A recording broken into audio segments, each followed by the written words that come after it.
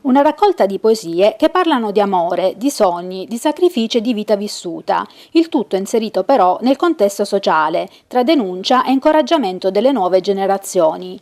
In sogni e visioni è il titolo del libro presentato stamane al liceo Martin Luther King di Favara.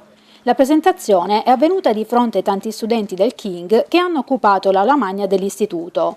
Ragazzi e ragazze che si sono mostrati interessati verso le tematiche pratiche affrontate insieme con i relatori, un confronto nel quale ognuno ha potuto dire la sua. Non poteva mancare naturalmente l'autore del libro, lo scrittore palmese Rosario Napoli, tra le altre cose giornalista e conduttore di trasmissioni radiofoniche che ha colto l'occasione per lanciare un importante messaggio di vita ai ragazzi. Il messaggio è unico, significa trasferire le emozioni di uno che ha vissuto, di una realtà vissuta attraverso ragazzi che ancora davanti hanno un vissuto da vivere, e questo è importante, perché io vorrei trasferire le mie emozioni che sono frutto delle mie esperienze, della realtà vissuta, trasferire ai ragazzi in modo tale che loro attraverso i miei errori, le mie emozioni possano crescere meglio. Questa mia raccolta non è altro che il mio diario in versi, il diario della mia vita. L'incontro ha unito e dato il via a due progetti che coinvolgono attivamente il Liceo King. Si tratta degli incontri con l'autore, durante i quali vengono proposti ai ragazzi del King libri dalle tematiche sociali o anche squisitamente culturali, e il progetto Libriamoci, promosso dal MIUR. Quest'anno abbiamo deciso di ottimizzare un po' le nostre risorse e di unire due progetti per questo incontro. Abbiamo il piacere di ospitare Rosario Napoli. L'incontro cerca di fare avvicinare i giovani alla poesia, ma ovviamente dietro la poesia ci sono tanti contenuti e soprattutto c'è un uomo che può dare un solido contributo personale ai nostri alunni. Il progetto Libriamoci a scuola è un progetto ideato dal MIUR. Noi del Martin Luther King aderiamo da 4 anni.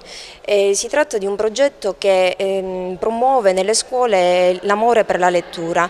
In particolare nel mese di ottobre, proprio dal 23 al 28 ottobre, c'è la settimana della lettura, quindi una settimana dedicata a letture varie. Noi in questa occasione abbiamo approfittato dell'arrivo di questo scrittore, originario di Palma, però vive da 40 anni ad Anzio. Ha avuto una vita molto particolare da un punto di vista anche professionale, tra l'altro ha collaborato con Peppino Impastato e possiamo dire che è il Peppino Impastato di Palma. L'incontro è stato sicuramente un momento formativo per gli studenti del liceo di Viale Pietro Nenni ed è proprio questo l'obiettivo dell'istituto diretto da Salvatore Pirrera: curare la formazione dei propri alunni sia attraverso il regolare svolgimento del programma scolastico sia attraverso momenti di riflessione utili per la crescita professionale e umana dei ragazzi.